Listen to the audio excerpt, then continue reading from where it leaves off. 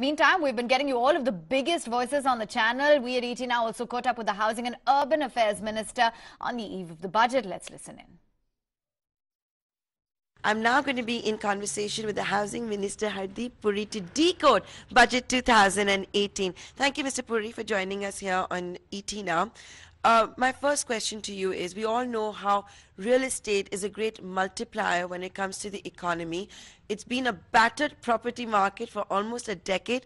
Do you think Finance Minister Arun Jaitley in Budget 2018 have taken any steps which could bring buyers back in the home market, or at least revive the real estate market and achieve Narendra Modi's vision of housing for all by 2022? Well, as far as I'm concerned, I'm not only satisfied, I'm delighted with what we've been able to do. But just small point of correction, if I may. You don't need to do everything in a budget. You can do things in the run-up to a budget. You can do things after a budget. You can set policy. Insofar as the real estate sector is concerned, there's been no shortage of initiatives taken and decisions made in order to revive the real estate sector, clean up the mess that was there. Let me give you just one or two examples. For 70 years, we didn't have a regulator.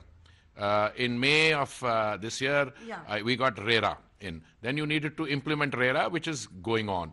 Then we gave infrastructure status to affordable housing. That's again a major step. As late as 25th of January, we have brought the GST rate down on affordable housing to 8%. So a lot of work has been done, fiscal incentives in the previous two budgets. What has happened in this budget? There was a reference which Mr. Jaitley made to ensuring that every Indian citizen will have a house he or she will have by 2022. Two things which stand out and which immediately caught my attention and with which I'm delighted. One is that a affordable housing fund will be created in the National Housing Bank. What does that mean? It means that the different housing banks which provide loans for affordable housing will have more liquidity available. More liquidity available means the rates will come down. Great step. Another thing which has not caught everybody's attention, we have an allocation for the Pradhan Mantri Awas Yojana.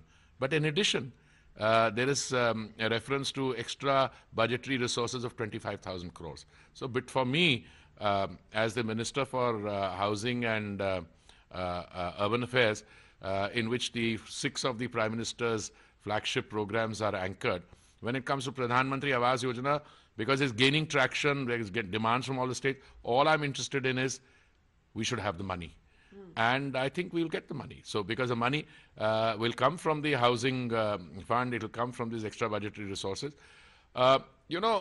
You have to build something like 10 or 11 million units by 2022. And I think that may be a